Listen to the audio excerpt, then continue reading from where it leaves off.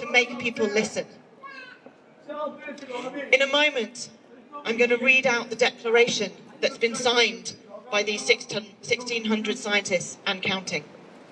But first of all, for everybody here today and for everyone watching and listening, I'd like us to take just a moment to consider, not as scientists, not as rebels even, but just as human beings, why it is that we're here today. So if you feel to, I invite you to take a moment to just stand on 2 feet and to feel the contact between your feet and the ground, this wet pavement here in Westminster. And if you feel comfortable too, I invite you to close your eyes. And we're going to take a few deep breaths together, and then I'm going to speak some words from Extinction Rebellion to help us to connect with the humanity of why we're here today. So feel both feet on the ground, feel the support of the earth holding you here today. Open up your chest, lower your shoulders, relax your arms, if you can, with what you're holding or carrying, physically or emotionally. And let's take a few deep breaths in together. In through the nose, into the belly, and out through the mouth. I know the scientists among us will know that we don't actually breathe into our bellies, but let's just go with that. In through the nose. Hold for 1, 2 counts, and out through the mouth. And I invite you, in whatever way you feel to, whatever way feels right to you, to listen and to connect with these words. This is the Extinction Rebellion solemn intention statement. Let's take a moment, this moment, to consider why we are here. Let's remember our love for this beautiful planet that feeds, nourishes, and sustains us. Let's remember our love for the whole of humanity in all corners of the world. Let's recollect our sincere desire to protect all this for ourselves, for all living beings, and for generations to come. As we act today, may we find the courage to bring a sense of peace, love, and appreciation to everyone we encounter, to every word we speak, and to every action we make. We are here for all of us.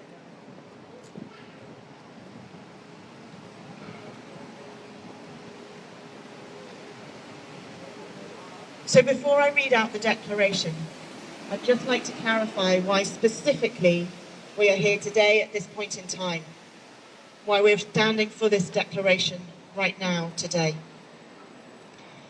And that's because we're coming up to a general election. And we, whilst we're not supportive of any particular party, we're not partisan in our messaging, but we do solemnly, all of us, declare that the next government must act to prevent incalculable human suffering. Our homes, even here in the UK, even here where we think, oh, it's someone else's problem, because so much of what's happening in the world due to the climate and ecological crisis, and we often think, well, here in the UK, it's not us. We can bury our heads in the sand, but actually we can't, because it may not be impacting us today, every single one of us, but it's impacting a lot of people here in the UK. And it will impact every single one of us in the coming years if we don't take radical action. Here in the UK today, more than 80 people every day in the UK die due to air pollution. Air pollution that's as a result of fossil fuel emissions, and it's rising. Here in the UK, people's homes are being flooded due to extreme weather events, extreme storms and floods. We've all heard about the storms in Yorkshire. These sorts of storms are going to become more and more frequent. Heat waves are going to become more and more frequent. We might say, oh, that's quite nice on a day like this to have a little bit of warm weather. But actually, this threatens thousands, if not millions, of lives, and it will continue to do more. The extreme heat waves in 2018 were made up to across Europe, were made up to 100 times more likely due to climate change. One could say, what does that actually mean? What it means is it means they're going to happen 100 times more regularly. In fact, projections from climate scientists say that by 2050, we could be having such heat waves every summer or every other summer. And this creates huge impacts for human health and for suffering, particularly for the young and for the elderly and for those who are living in difficult conditions already. It's estimated that with sea level rise and flooding together, by 2050, up to 300 million people could be having their homes subjected to flooding once a year. What used to be a centennial flooding event, a flood of a century, will now be happening every other year, or possibly every year, for up to 300 million people. That is something that will be impacting us here in the UK as well. These extreme weather events make our food vulnerable. It produces threats to our food here in the UK. The flooding in Yorkshire has already flooded a lot of potato crops, a lot of cabbages, and that's not where it will stop, because it will get worse. But actually, we import more than 50% of our food from countries across the world, a lot of which are vulnerable to changes in extreme weather and are vulnerable to flooding, are vulnerable to droughts. And it's predicted that as this happens more and more, the chance of multiple crop failures across multiple countries is going to get higher, meaning the chances of our own food that's flown in currently, even that's shipped in, running low, meaning that prices will go up, meaning that some poorer people may struggle to feed themselves and their families. These extreme weather events are already impacting our infrastructure. It's been said that the railways will not be able to withstand many more such events, and they will get more frequent. There is also huge impacts to our economy. The costs of these extreme events here in the UK are extortionate, but they're far less than the costs internationally of flooding, droughts, typhoons, monsoons. There are many insurance companies that are now saying that they will not insure basements in the future in London, New York, and other countries across the globe. We're moving towards a world that is economically unstable. And the Governor of the Bank of England, Mark Carney, says that by the time we get to that point in the UK, it will probably be too late. So we're here today to implore that whatever government goes forward, all policies need to consider, first and foremost, the impacts of the climate and ecological emergency. A policy that does not consider this, first and foremost, is not a good policy. The government's own internal committee that advises the Committee on Climate Change went in July and said that the government's own policies to tackle greenhouse gas emissions, of 24 policies, only 7 were being addressed. And it's now saying that action needs to be taken across all branches and all levels of government. We're going to speak specifically about particular government departments and the impacts that they need to take, that they have a responsibility to take, what they need to do. But I'd just like to conclude this opening part of our action today by reading out the scientist declaration that I mentioned earlier, that's been signed and that we are here representing today. Like I said, each one of us representing 25 scientists across the globe who signed this declaration.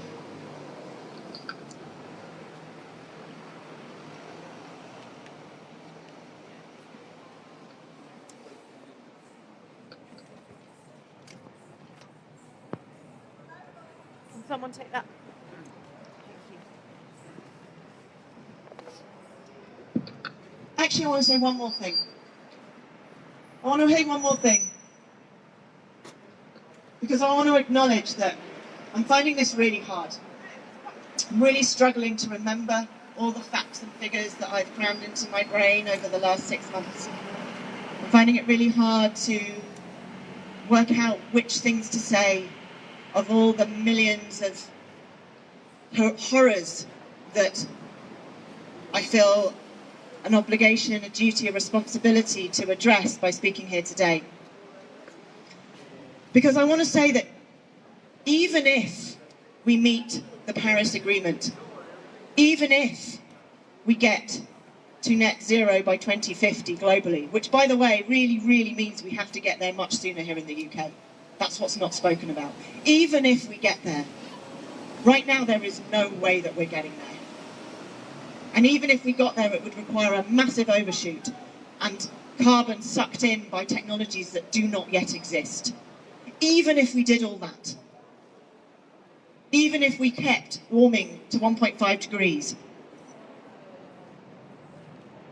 even if there would still be catastrophic impacts, and there already is. But even if we get to carbon zero by 2050, which is the target to stay within 1.5, the thing that is currently keeping me awake at night, the thing that is currently making me think, well, what's the even point us aiming for that, is even that only gives us a 50% chance of keeping below 1.5. Getting to carbon zero by 2050, which that in itself is not where we're on target to get to by any stretch of the imagination, even though we've been promised by governments across the globe, that gives us 50% chance of success. Someone said to me last night that that is like playing Russian roulette with a gun with 3 bullets in it. What are we doing? So I just want to acknowledge that there's a lot more facts and figures that I just can't access right now, because since I've been researching and looking into this crisis, I'm a science communicator. I've dedicated my life to speaking truth, to explaining science, and to helping people understand the world. But I will be the first to admit that 8 months ago, I knew very little about the climate and ecological crisis. Why? Because most general people in the general public don't. Because it hasn't been spoken about, it hasn't been reported on, it hasn't been acted upon. So even myself, as a scientist with a PhD in biology, with somebody who knows most of what's going on in the world, I did not know. And I spent the last 8 months, since I came to the rebellion in April to support my partner who was drumming in the samba band, I came as a spectator, and I came along, and I said, come on, this can't be true. It can't be as bad as all that. This can't be real. Because I would know. Not that I'm anyone special, but I, as a relatively intelligent member of the public who knows stuff about science and who knows stuff about the world, would know if it was really this bad. I would know because the media would be telling me, because the government would be acting in proportion, and because everybody would be out on the streets marching. This cannot be true. So I spent the last 8 months completely immersed in climate science, in ecological science, reading every single newspaper article that I could find, reading every single primary source, because that's what scientists do. We go back to the original data. We look at peer-reviewed articles, peer-reviewed journals. We speak to climate scientists, and we make sure that what's being reported on is the truth. And it wasn't being reported on. But I went back because I needed to convince myself, because I was the one saying to people, come on, you're exaggerating. Come on, it can't be this big.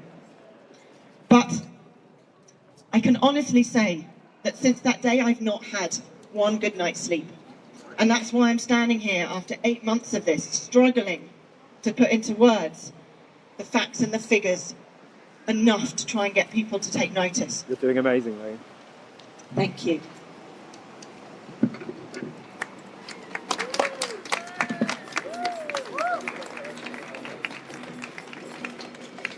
And I know that there's a lot of people here with us today. Since we've founded Scientists for Extinction Rebellion, more and more scientists have stepped out, have come here, have joined our meeting here today. And I know that we all feel the same.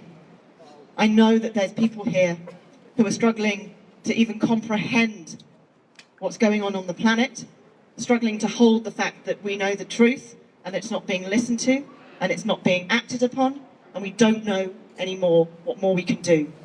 So all we can do here today is to stand in the streets, to tell you the truth, and to ask you to listen. And to ask you to listen with your vote, and to vote as according to policies that take seriously the emergency that is the government and ecological, the climate and ecological crisis. That yes, Brexit is important, but actually Brexit's irrelevant if we're all ultimately heading towards 4 degrees, to a situation where some climate scientists predict the carrying capacity of this planet may not be more than 1 billion by the time we get to the end of this century. We're heading towards a population of at least 8 billion. So before we move on, I'd like to read the scientist declaration that we are here to stand behind and to support. As scientists, we have dedicated our lives to the study and understanding of our world and our place in it. We declare that scientific evidence shows, beyond all reasonable doubt, that human-caused changes to our earth, changes to our land, our seas and our air are severely threatening the habitability of our planet. We further declare that overwhelming evidence shows that if global greenhouse gas emissions are not brought rapidly down to net zero, and I just want to add in, that doesn't mean 2050. If biodiversity loss is not halted, we risk damage to our planetary life support systems that is catastrophic and irreversible, causing incalculable human suffering and many deaths. We note that despite the scientific community first sounding the alarm on human-caused global warming more than 4 decades ago, no action taken by governments so far has been sufficient. Global greenhouse gas emissions continue to rise steeply. Biodiversity loss continues at an ever-increasing rate. We now call for immediate and decisive action by governments worldwide. We call for governments to halt greenhouse gas emissions. We call for governments to take action to prevent further biodiversity loss. And we call for governments to restore to the fullest extent possible the damage that has already been done. We urge governments to provide particular support to those who will be most affected by climate change and by the transition to a sustainable economy. As scientists, we have an obligation beyond merely describing and understanding the natural world. We must now take an active part in helping to protect it. We note that the scientific community has already tried all conventional methods to draw attention to the crisis. We believe that the continued governmental inaction over this climate and ecological crisis constitutes a crime against humanity. We believe that this crime now justifies non-violent direct action which goes beyond the bounds of the law. We are therefore actively supporting those who are rising up peacefully against governments that are failing to act proportionately to the scale of this crisis. We believe that it's our moral duty to act now, and we urge other scientists and you to join us to protect humanity's only home. Thank you. Woo!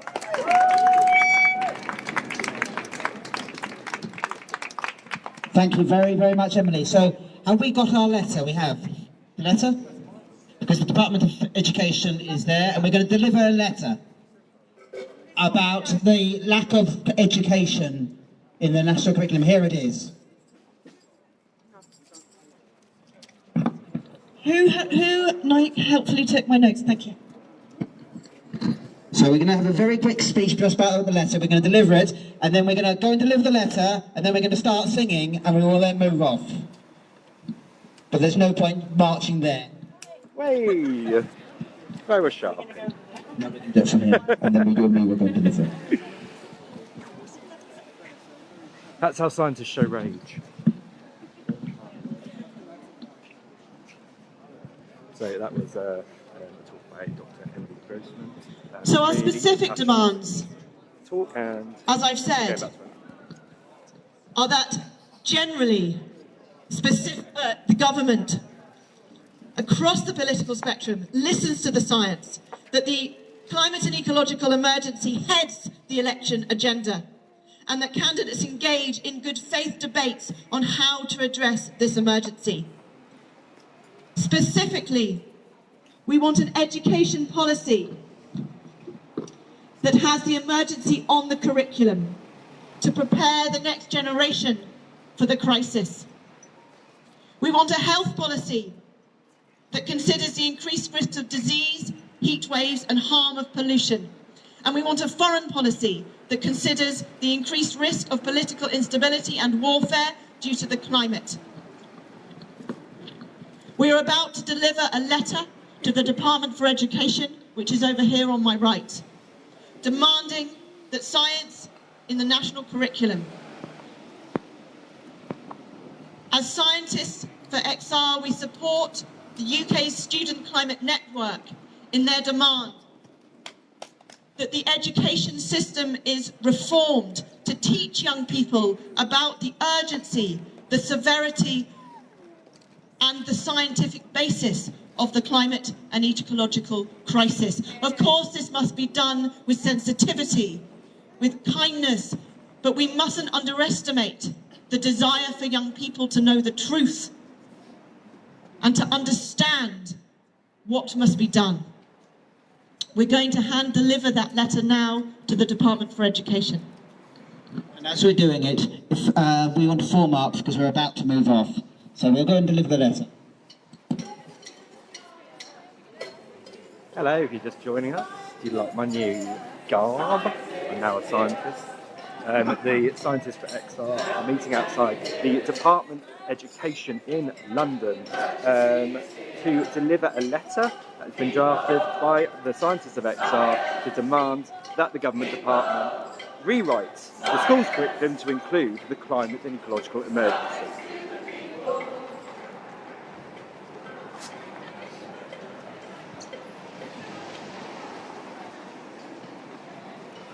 Where is Zoe? Listen to the science.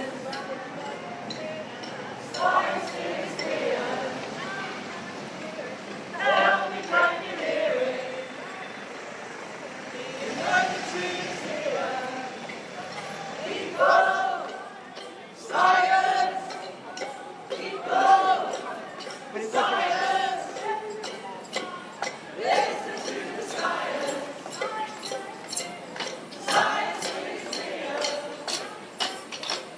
Tell me, can you hear it? The emergency is here. Science. Keep going. Science. Science.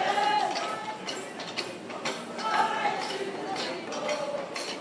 to the people. People love the science. Science to the people.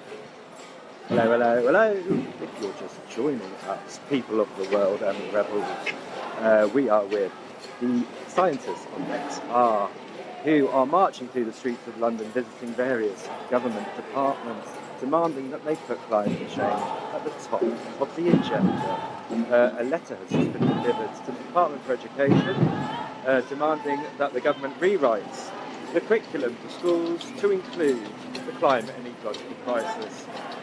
The scientists are now marching on to the Department for Energy. We'll keep you updated as it goes.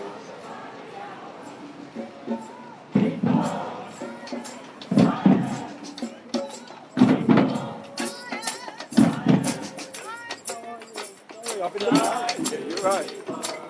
I love you. Okay, fine.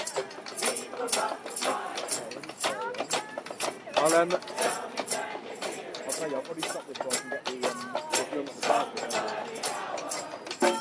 Okay. Ooh, got the lady.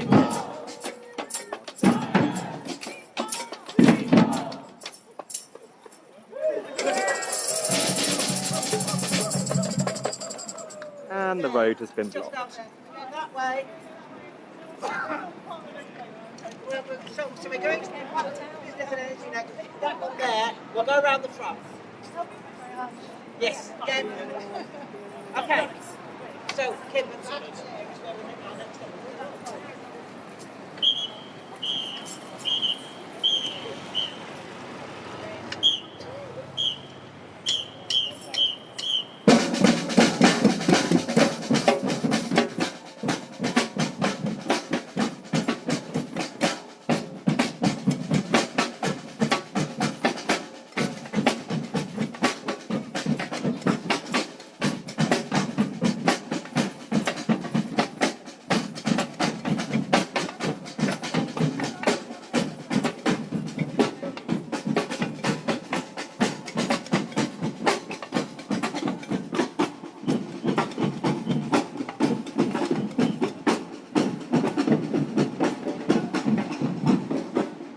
Want to join us, we're on Great Smith Street, just walked up from outside the Department of Education.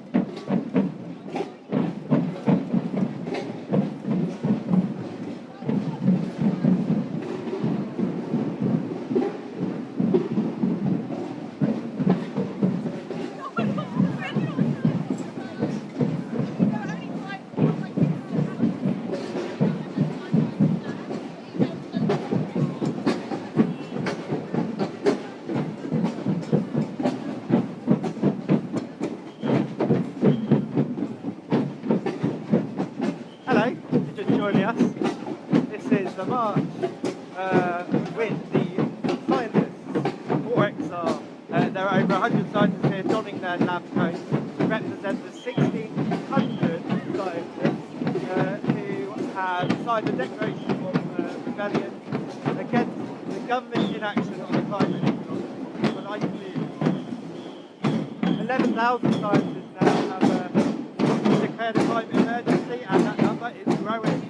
These people work in the field, in the research of climate science. They know what they are talking about, and they are demanding that the government acts now to stop the potential 6 mass extinction events.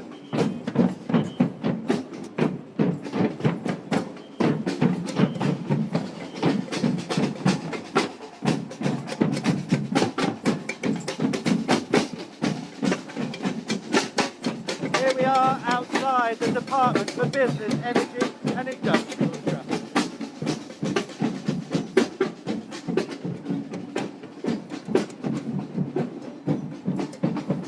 So I don't have to pause my stream.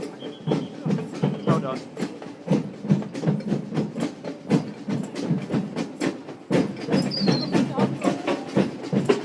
I need to get the password, that's the thing. What I want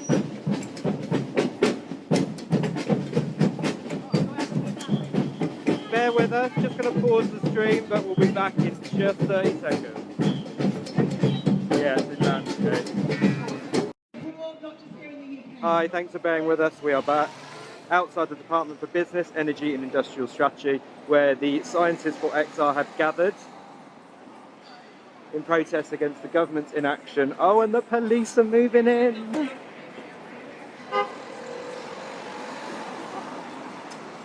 Sorry, the government inaction on climate change.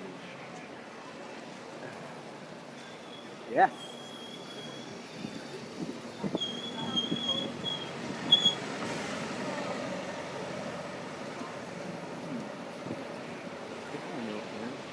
Like that.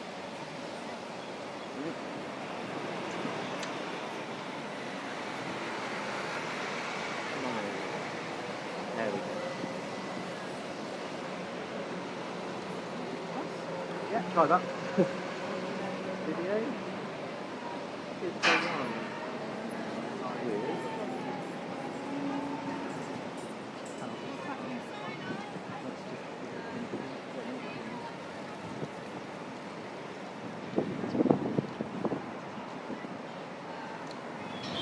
Hold that and I'll have a look.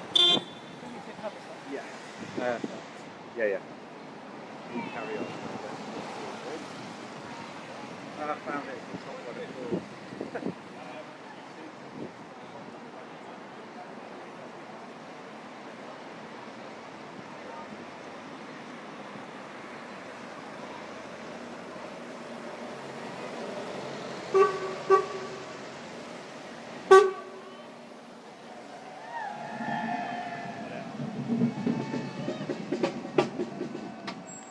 Just a little bit of messaging.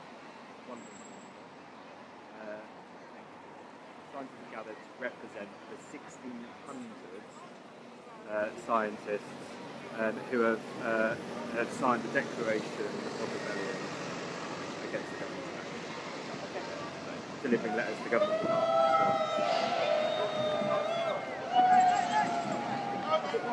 No, not yet. Yeah, cheers. And also, should I put my pin on it? Oh, you got. Oh, I just used the on-board one. Okay. You actually got one that you've got on. Yeah, if you want to. I can get it.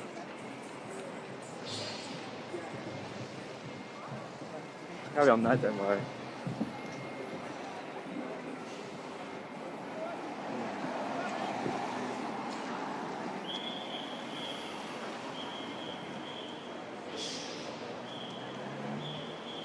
Hello, Rebs. Thanks for joining us. Lovely to have you all. Thank you for your wonderful work. We're here with the scientists for XR. Hundreds of scientists are donning their lab coats and marching across the streets of London, delivering letters to government departments across London, demanding that climate change goes to the top of the political agenda and the election agenda. They are representing 1,600 scientists who have now signed the Declaration of Rebellion against the government for their inaction on the climate and ecological crisis. Let's go see.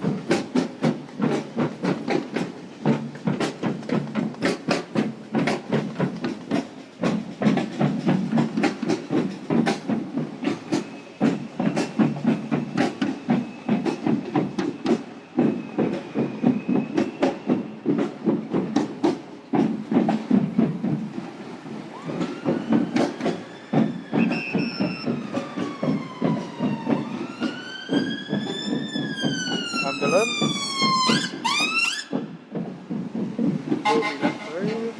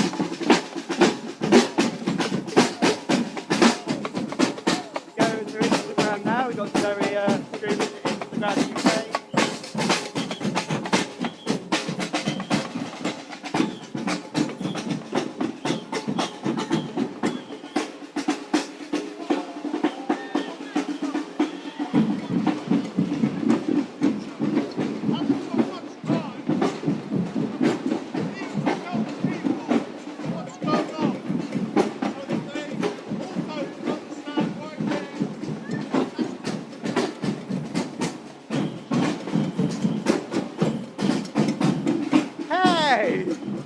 How's it going? Yeah, this is Emily who was chatting to us earlier. Emily, what's going on today just from you as you were joining us?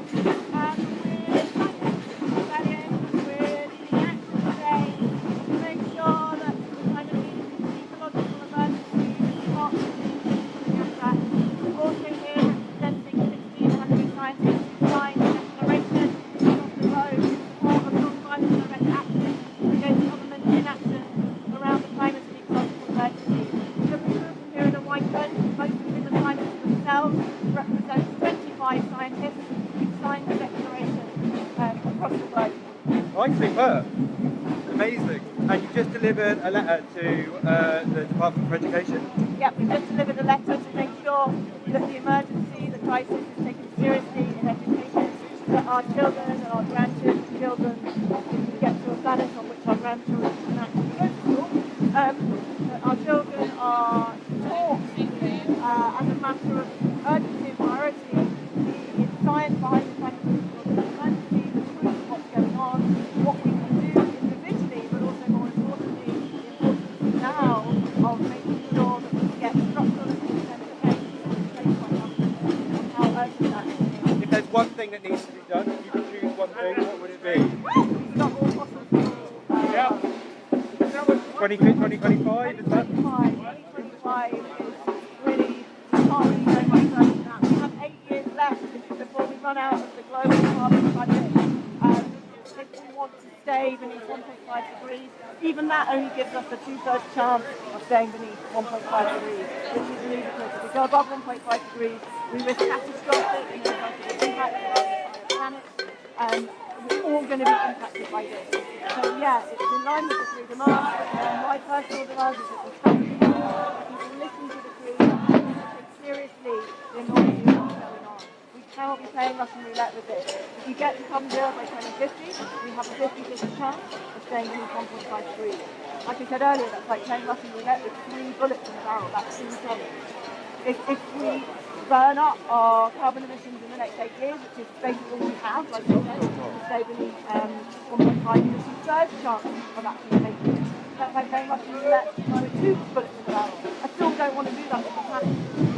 No, rather not. Thank you, Emily, so much. I'll let you get back to the scientists. Speak to you later. Bye-bye. Love ya. there we go. From the horse's mouth, that's Dr. Emily Grossman, who said that she produced one action that the government needs to take is to make sure that we get to net zero carbon emissions by 2025. The 2050 target that the government currently has is too little, too late. We are not even on track for that target at the moment. And as Emily's research shows, that if we do reach that target by 2050, we only have 50% chance of keeping the global temperature below 1.5. Above that threshold, it will lead to runaway disasters caused by climate change that will lead to loss of life and misery for many millions, perhaps billions of people across the planet. Hi Sebastian, good to have you with us. We're also live on Instagram UK. The XR scientists are now marching through central London. Currently at SW1, Palmer Street. Come and join us. We're on Victoria Street in SW1. Walking past the Pret.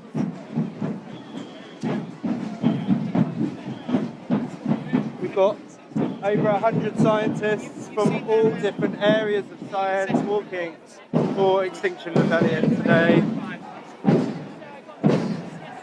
demanding that the government takes immediate action on the climate and ecological crisis. These just aren't a load of crusties, these are real scientists with degrees and PhDs and everything. They know what they are talking about, they have done the research, they have looked into it. The figures do not lie, the facts do not lie.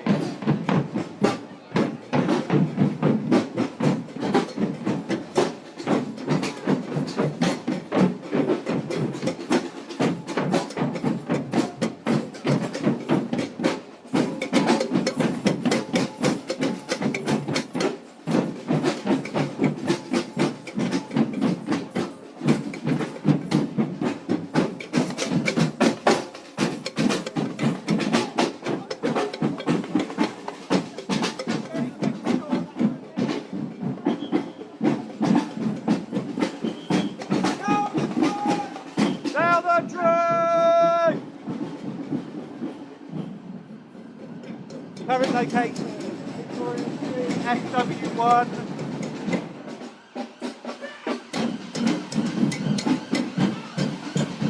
Ambulance.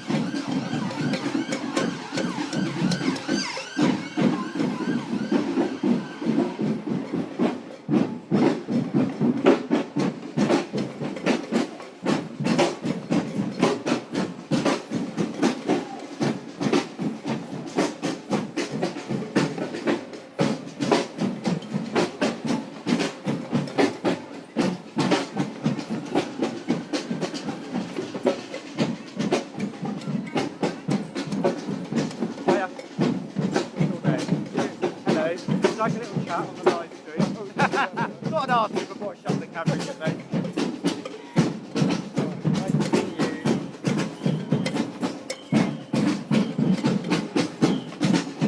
Hello, Red. If you're just joining us, we're marching down Victoria Street, SW1, with the scientists for XR, taking non-violent direct action, holding up traffic, breaking the system, to deliver letters to important government departments to get them to tell the truth about the climate and ecological crisis we're currently facing. There are over 100 scientists who have donned their lab coats to represent the 1,600 scientists who have signed up to the ecological and climate emergency. Sorry, not the climate and ecological emergency, correction, who have signed up to the declaration of rebellion against the government's inaction on the climate and ecological crisis. Thank you for joining us. It's good to have all your support.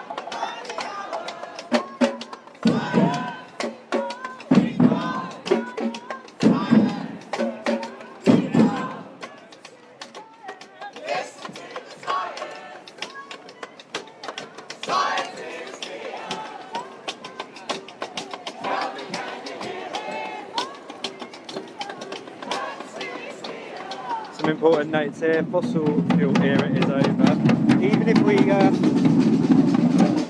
if we burn up our current reserves of fossil fuel that we've already extracted from the ground, the IPCC has warned that we will increase global temperatures by over 2 degrees, which is the threshold at which we'll have runaway climate change causing a loss of biodiversity, people being displaced, flooding, desertification, all kinds of horrible things, food scarcity, water scarcity. Sorry. Each one of us here wearing a white coat, most of whom Let's go are over actually to scientists. Emily Grossman now.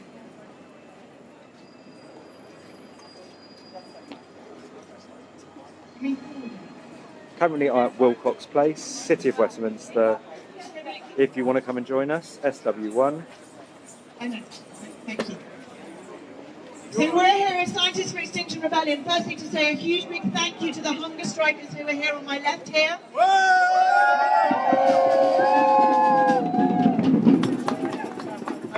So we're just outside the Labour Most of us here today campaign headquarters with the people who are hunger striking. The scientists come here, march this way to show their support. Every single one of us here wearing a white coat represents 25 scientists across the globe who've signed our Scientist Declaration in support of non-violent direct action against government inaction around the climate and ecological emergency.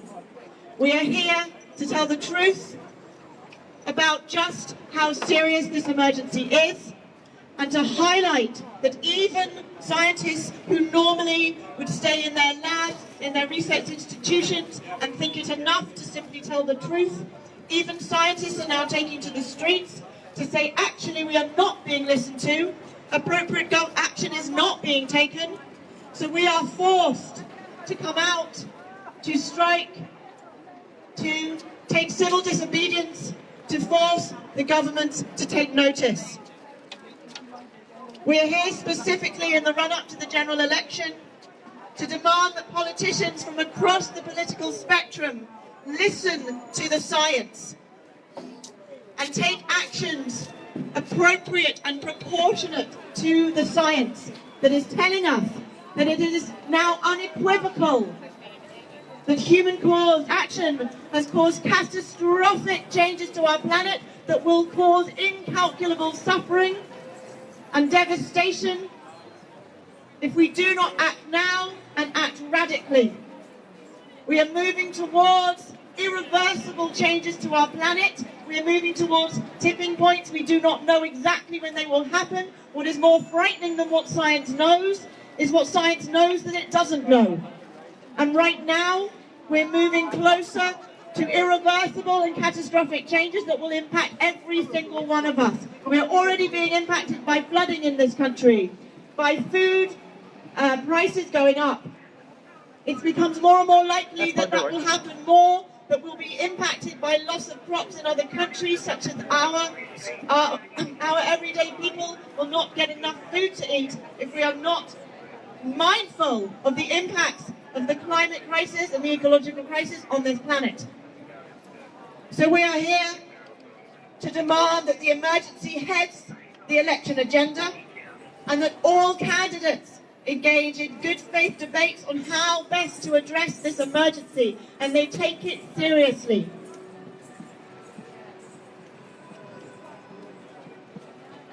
The climate and ecological crisis is already impacting millions of people across the globe. Here in the UK, many of us are able to put our heads in the sand and say, well, it'd be quite nice for it to be a bit warmer. It's not about it being a bit warmer. It's about 1 degree, which is the difference between water and ice. It's about melting of the ice caps. It's about changes to our weather systems causing places to get hotter, extreme heat waves. 400 temperature records were broken this summer across the globe. It's about places getting wetter, floods, monsoons, typhoons. It's about places getting windier, hurricanes. It's about sea level rising such that by 2050, 300 million homes across the globe will be flooded once a year. or once every other year at the very least. It's about air pollution. Where here in the UK, more than 80 people die every day due to air pollution. Live on YouTube or Facebook? It's about losses to our biodiversity, which have a knock-on effect on our ability to be able to feed ourselves, because ecosystems are like a game of Jenga. Take one piece out of the bottom, the entire lot collapses. We are losing our insects. Bees are at risk of extinction.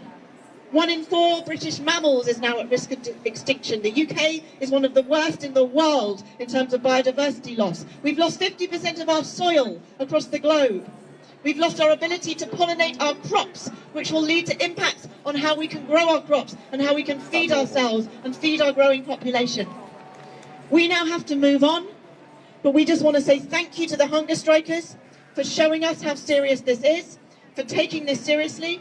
And we want to say thank you to all the scientists for Extinction Rebellion who are here wearing their lab coats, representing 1,600 scientists across the globe who've signed a declaration, who in themselves are representing 11,000 scientists across the globe who have endorsed the fact that this is a climate and ecological crisis. We have to act radically and we have to act now.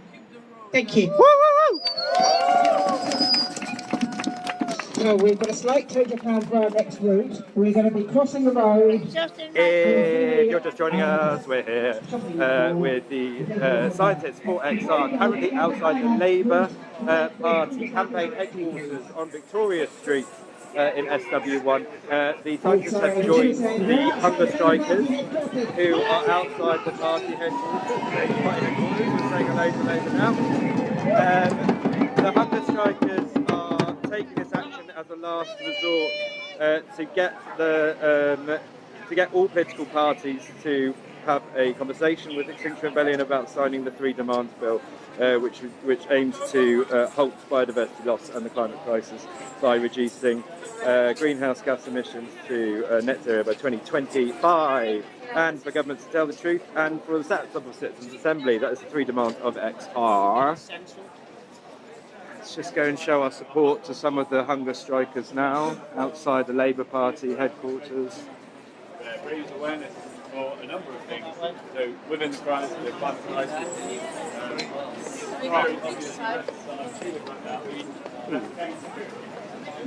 How are you doing? Alright. Good. What are you doing here today? Well, I've been on the march, but I've been on the hunger strike. It's my Yeah, fifth day. I remember seeing you like when we first started. Yeah. We just want to show our support to you and think it's amazing what you're doing. Yeah. Do you want to have a quick chat on camera, or are you? Yeah. Okay, cool. So, this is one of the hunger strikers. Hello. How long have you been doing the hunger strike for? It's my 5th day, so I started on Sunday evening. Sunday evening. How are you feeling? I was feeling really ill like yesterday, but now I feel alright. Okay, good. And have you been outside the Labour Party? Yeah. Okay, and what is the aim of the hunger strike? So we're hoping that the politicians will see us and agree to a meeting to discuss our 3 demands. Okay, and what is the 3 demands bill? So to tell the truth, to act now, which is to make sure that we become carbon neutral by 2025, and to organise a citizens' assembly to make decisions to stop the climate change. So this is basically an act that's been written by the same people who wrote the Climate Change Act, by volunteers and XR. They want to put it into law, into government, and all the hunger strikers are outside all the party HQs in London at the moment to demand this happens. This is some people quite an extreme act to go to. Why is it so important to you? And why this action now? I think it's an extreme situation, and because of the election coming up, it's the first time I can vote, and I've got no one to vote for. How old are you? 18. Wow, congratulations. And there was no one to vote for because no one's got climate change at the top of the agenda. Yeah, exactly. No one's got 2025 as a card. So, yeah, I don't need to vote for, so I was like, this is the only thing I can do to make a change, really. And why have other things not worked, other actions? I've been on all the process with XR, and, you know, it's sort of changed public opinion, but obviously there hasn't been that change in action. Yeah. And as someone who's 18, like, this is the world that you're going to be growing up in. Yeah. How does it make you feel to know that, like, government, older people who do not have to inherit this earth are not doing enough to support you guys? Oh, pretty disappointed. Like, I always sort of thought, you know, I've been brought up by people like older than me and that, and I always sort of thought they wanted to look after me and that, but I feel like we've been let down by the older generation. I think we all think you're doing such an amazing thing, and have the Labour Party actually responded yet? They haven't agreed to a meeting yet. And you're going to be staying here until they agree to a meeting. Good luck to you. Thank you so much. Cheers. So there we are. That just shows an 18-year-old the desperation that some rebels are facing to go on hunger strike. Now on her 5th day of hunger strike, sitting outside the Labour Party HQ campaign headquarters, just asking for a meeting. That's all they're asking for, just a meeting to discuss putting into law the 3 demands bill.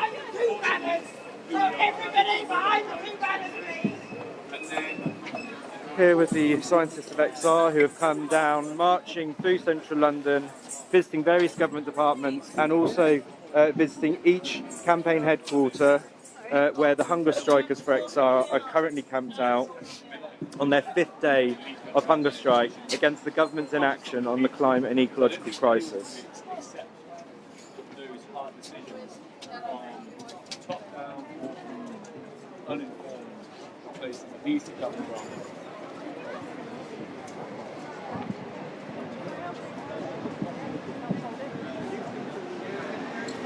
There are scientists there talking with members of the public.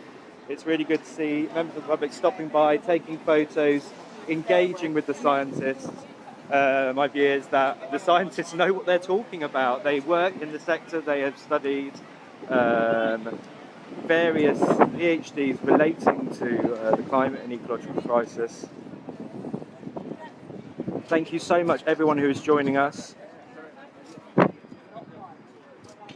The scientists have joined in solidarity outside Labour Party HQ with the hunger strikers. No dinner on a dead planet. The hunger strikers have a simple aim, is just to arrange a meeting with a spokesperson from each political party, each major political party, in the run-up to the general election to discuss implementing into law the 3 demands bill. That's the 3 demands of XR.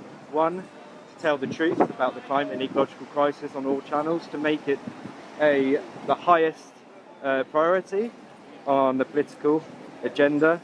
2, to act now, and that specifically means to reduce carbon emissions to net zero by 2025. Any later than this is too late in the opinions of the scientists.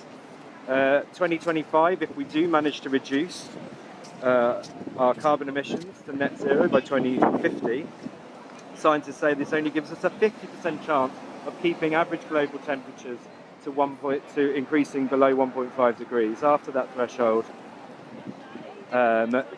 we will experience runaway catastrophic climate change that leads to biodiversity, loss of habitat, desertification, flooding, scarcity of food, scarcity of water, and this is why the hunger strikers are here as well, to show that if we do not take action now, we will experience food shortages. There are already 33% of people in East Africa experience severe food shortage. That means that they'll go a day or several days in a row without having any food. A third in East Africa. That is a ridiculous amount. It's also very prominent in Asia and prominent in the UK as well, although obviously a lot less than Africa, with 1% of people of the population in the UK and Western Europe experiencing food scarcity. This is why the scientists have joined with the hunger strikers for XR to express their solidarity. Thank you so much for everyone who has who's joining us and watching live. If you want to join us, the scientists are now marching in SW1. We're outside the Labour Party HQ. Hello, Marianne. How are you? I'm good. Good, good. Yes, I'm good, thank you. People are very sympathetic to us generally, I find. Very sympathetic. Yeah, people are being really, really. So let's just have a quick chat. Have you been talking to people on the street? Yes, I have. I've been trying to talk to individuals walking past and giving them our Declaration of Rebellion in fire form, and pretty much I would say more than 50% of people respond very positively. Are you noticing a change in the general attitude? Because obviously at the beginning of the year ago in the first rebellion from XR, there was a lot of people being very fed up with XR. Do you think that's changing? Yeah, I do think it's changing. I think a lot of people have given us thumbs up or said, I do know about you, Alicia, or have said, oh, I'm actually interested, why are you here today? So I'm finding the engagement is really, really good. People care. And even the people who are busy and don't want to talk, they still like voting hostile. I've only had, like, so far today, I think I've only had like 2 hostile comments, which is really cool. That's pretty good going. Yeah, that's actually really good. Like, considering that we've seen hundreds of people so far today. Yeah. Yeah, it's really, really good. So good. It's a really good atmosphere and loving the work that we're all doing to really spread the good. word. Yeah. And people listen to scientists because you guys know what you're talking about. Well, that's the thing. I definitely find if I say to passers-by, we're scientists for Extinction Rebellion, and then they look more interested. Like it seems like they're going to walk past, and then they kind of stop when I say that and start to be really engaged. Not just a bunch of crusties. Yeah, right? exactly. And I say to them, like, I'm a scientist, I'm a climate scientist, and also clean up pollution in London. And then they're like, oh, can you tell me these? So yeah, it's really, really good. Great, thank you so much. Yeah, you go catch up. Lovely to speak to you. See you in a bit. That was Marianne, one of the younger scientists for XR. She did a PhD in climate change.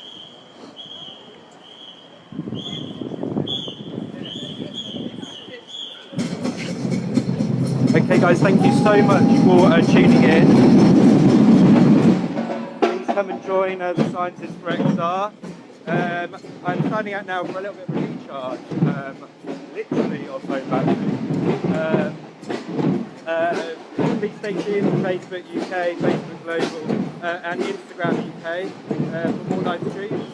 Zoe is currently streaming to Instagram UK, so you can catch up on more live streams there. But now I'm going to leave you. We'll be back with you within the next half an hour to an hour. Thank you so much. Peace, love, respect, science, and a little bit